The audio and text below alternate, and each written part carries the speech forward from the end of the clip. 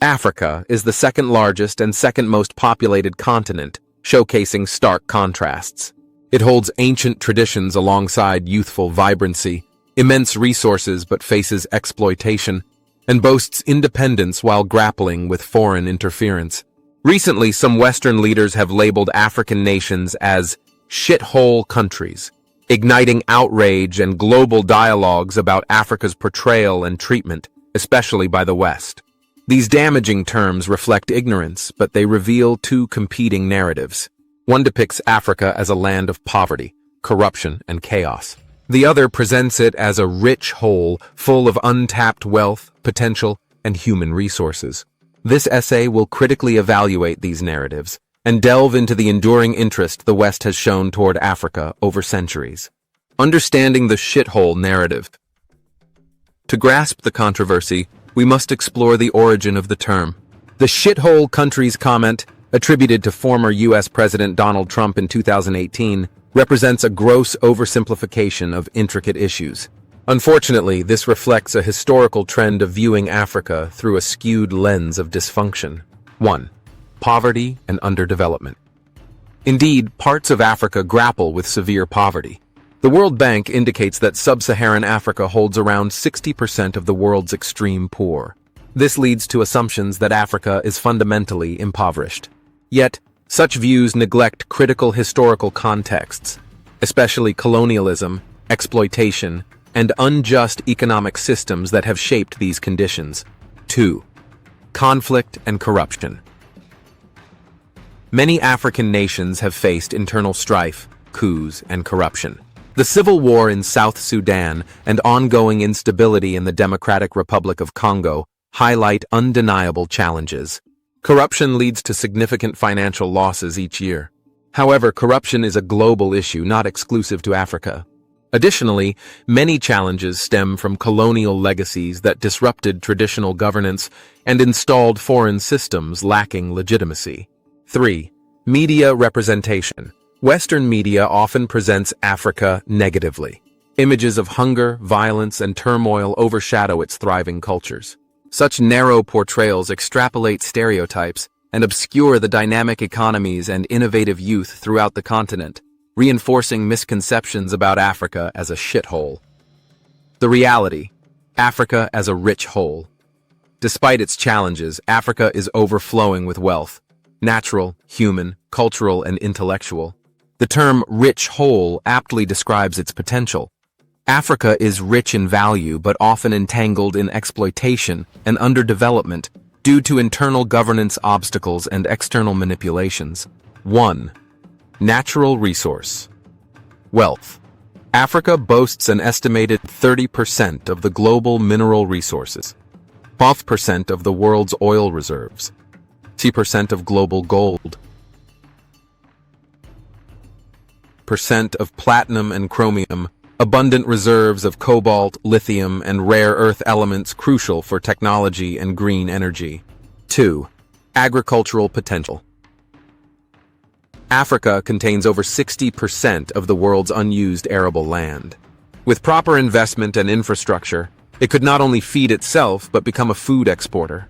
Nations like Ethiopia, Kenya, and Ghana are already experiencing agricultural success with coffee, tea, cocoa, and horticulture. 3. Youthful population. Africa has the youngest population in the world, with a median age of 19.7 years. This demographic trend presents both challenges and opportunities. If adequately educated and empowered, this generation can drive economic growth, innovation, and political change. Tech hubs in Nigeria, Kenya, and Rwanda illustrate this potential. 4. Cultural and creative economy. From music, like Afrobeats and Amapiano, to fashion and film, Africa is shaping global culture. This creative force not only reshapes narratives, but also generates substantial economic returns and job opportunities within the continent. 5. Renewable energy potential. Africa has the highest solar potential globally. Countries like Morocco, Kenya, and South Africa are investing in sustainable energy sources, positioning the continent as a future leader in green energy. Why the West is so interested in Africa? Western fascination with Africa is ancient, dating back centuries. However, while motivations have evolved, from civilizing missions to economic partnerships, the primary aims, to control, access resources, and profit, remain unchanged. 1. Colonial and post-colonial interests. Colonialism exemplified Western extraction profoundly. European powers divided Africa among themselves during the Berlin Conference in 1884-85, with no African input, primarily driven by resource acquisition. After gaining independence, many Western nations maintained control through economic schemes, foreign aid conditions, and corporate monopolies. 2. Resource extraction and control. Today, multinational corporations dominate Africa's resource sectors. Companies from the US, UK, France, and increasingly China extract resources under often inequitable conditions. Profits travel abroad, while local communities encounter environmental degradation and social repercussions. 3. Geopolitical competition. Africa has emerged as a contested space for global power dynamics. The US, China, Russia, Turkey, and the EU are striving for dominance. The West remains particularly cautious about China's Belt and Road Initiative, which has led to extensive infrastructure projects in Africa. In response, Western nations are enhancing diplomacy and aid efforts across the continent. 4. Strategic military interests. The U.S. Africa Command, AFRICOM, operates in many African nations. Western powers regard Africa as vital for counter-terrorism efforts, maritime security, and military operations. Locations like Djibouti host foreign military bases due to their strategic significance. 5.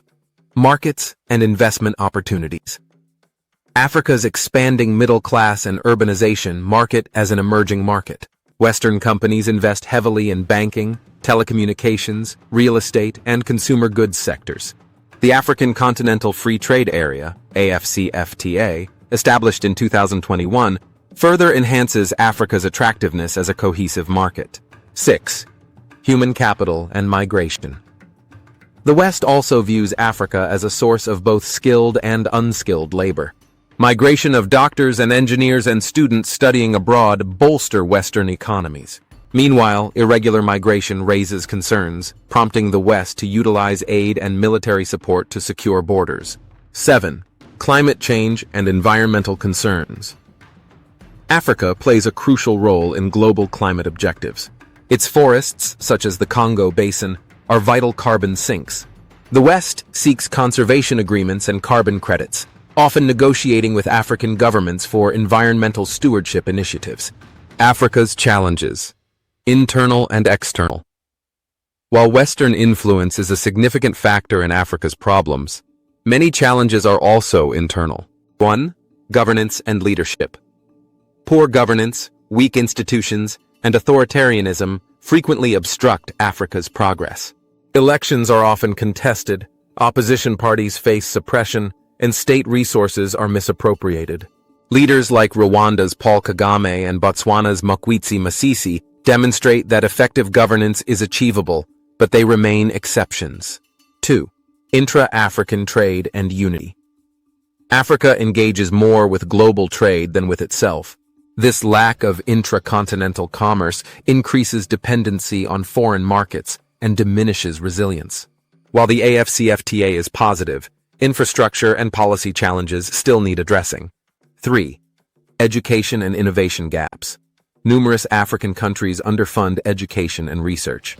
The brain drain means that top talent often migrates abroad, creating gaps in healthcare, technology, and policy development. 4. Debt and dependency. Africa finds itself trapped in a cycle of borrowing. Whether from the IMF, World Bank, or China, unsustainable debt limits autonomy and raises vulnerability to foreign influence. The future. Reclaiming the narrative. Africa's future is rooted in self-definition. The continent must combat the shithole narrative while embracing its identity as a rich whole of potential and prosperity. This requires investing in its populace, reforming governance, enhancing regional cooperation, and asserting its voice globally. 1. African solutions for African problems. Innovations like Rwanda's healthcare initiatives or Ghana's digital ID system demonstrate effective local solutions. Pan-African cooperation should amplify and replicate these successful models. 2. The role of the diaspora. The African diaspora, especially in Europe and North America, significantly impacts remittances, investments, and shifting global narratives. Initiatives like Ghana's Year of Return tap into diasporic pride and participation. 3. Media and representation. African storytellers, filmmakers, and content creators must capture and promote Africa's narrative. Platforms like Netflix, YouTube, and TikTok are empowering African creators with global visibility. 4. Economic independence. Fostering strong domestic industries, prioritizing value-added production instead of raw exports, and empowering SMEs are crucial steps. Countries like Ethiopia and Kenya are advancing as manufacturing centers, while Nigeria's fintech sector experiences rapid growth. 5. Continental unity. A united Africa is a formidable force. Regional organizations like ECOWAS, SADC, and the African Union must enhance their roles in negotiation, trade, and unified global presence. Finally, Africa is not a shithole, nor is it a utopia.